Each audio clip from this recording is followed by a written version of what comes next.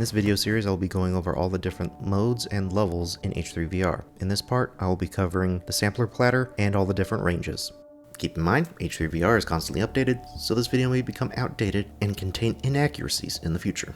Keep up to date by following the devlogs on the developer's channel and on hand. Alright, let's get into it. You will find the scene selection wall in front of you once you first load into the main menu. You can get back here anytime by using your wrist menu on the underside of your controller. We will start with the Sampler Platter. Simply point with the controller and pull the trigger to select, and then again on the Load Scene button on the panel in front of you. The Sampler Platter should be the first destination for anyone new to the game. If you need help with the basic interactions, come here, and also check out my other tutorial videos. The various panels around the level will give instructions for many different types of controllers. You can select a specific station on the map, or you can go in order by pressing this button here. The first station is for simply picking up and throwing objects. The second is for pistols. The instruction panels will change depending on what you are holding. It won't teach you everything you need to know, but it is the best in-game tutorial at the time of this recording. There are various ranges in the game for you to go and plink away at. The indoor range is a pretty standard range with a single target that goes out to 30 meters. If there's been an update with a new weapon, you will often, but not always, find them on the table against the wall. There's a spawn panel and an ammo panel ready to go when you load in. The panels on the left will let you alter the target. You can change its distance here, as well as its elevation. On this panel, you can change the target you have, reset its state if it becomes damaged, or change the strength of the target itself. Weak means chunks will fall away easier, while invulnerable will take as much fire as you can give it. Remember to press Set/Reset Target to enable the changes you've made. Panels on the right will let you view your scoring and set up shot clocks. This panel will show you the scoring of your previous shots in sets of 15. You can select Sheet to see those shots visualized on a target. Clicking Begin New Set will clear the scores. It will default to open sets, but if you want a shot clock, you can adjust it here. You can change the timing of the start buzzer from 5 to 10 seconds, or a random time in between, as well as the rules for starting the set. Standard will start the moment you press the Begin New Set. Muzzle down will ready the starting buzzer when you keep your muzzle facing downward. And empty hands will, well, require you to keep your hands empty until the buzzer sounds.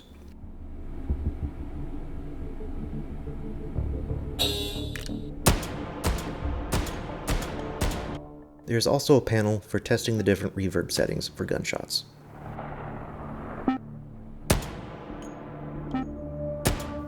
Remember to clean up after yourself. Performance can suffer with lots of items in the scene.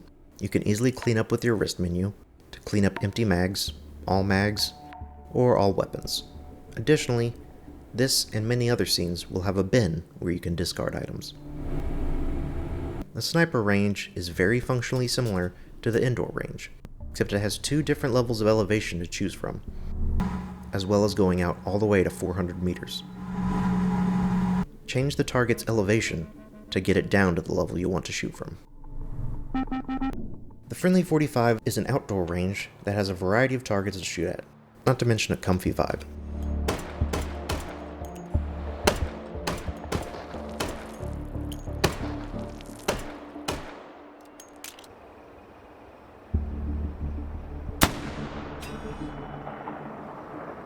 You can reset the various targets by pressing the button here on the bin.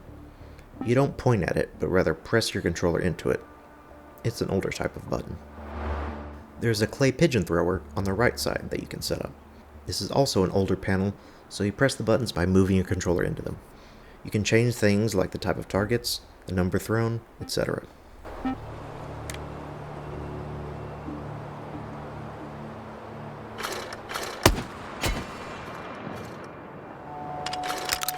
The Arizona range has some more open air for long distance shooting, as well as being one of the few scenes with the oversized 1911.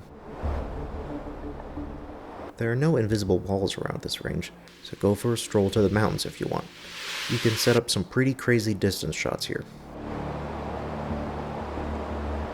The Arizona at Night range is just that, the Arizona range at night. This is the perfect place to come if you want to shoot off some fireworks, which are already placed when you enter. Keep in mind, you can spawn lock fireworks in your pockets.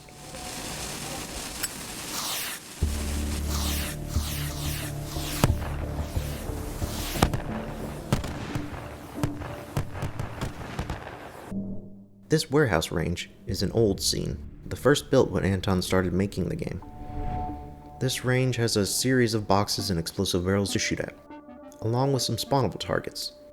Follow the instructions on this number pad to set yourself a series of targets to shoot at. Or you can spawn some evil buzzsaw bladed drones to fight. This is a good place to mess around with the Graviton Beamer.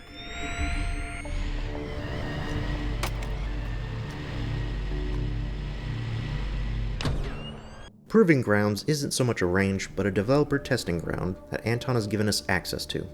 So sometimes you will find new weapons placed in here after an update. However, it is still a great place to test firearms and their capabilities. There is a series of different materials in various shapes and angles around that you can test your gun against. Turn on bullet trails in the options panel to give yourself a better idea of the game's ballistic simulation. Now you can get to know what will cause a ricochet or how penetrative a particular round is. More than that, there is an area where you can spawn in the common SOSIG enemies. Using this panel here, you can quickly spawn a number of SOSIGs. You can give them different behaviors, spawn SOSIG weapons for them to pick up, and make them fight one another. You can make yourself their enemy, or make yourself invisible and watch them duke it out. If you want to get more granular, there is a tool for testing a specific kind of SOSIG.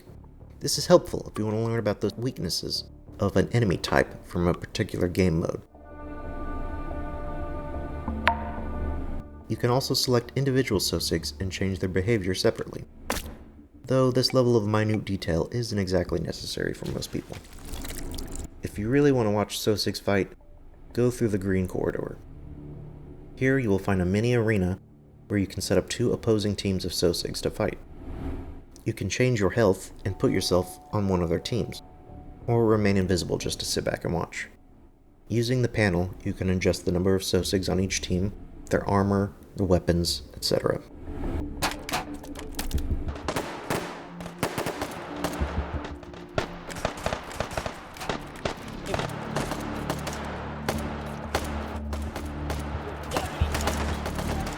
That's the end of part 1. I'll be back with another video that will cover the major modes, like Take and Hold, and Return of the Routwieners. And if you'd like, follow me on Twitch at DV_TV. I'd appreciate it. Thanks for watching.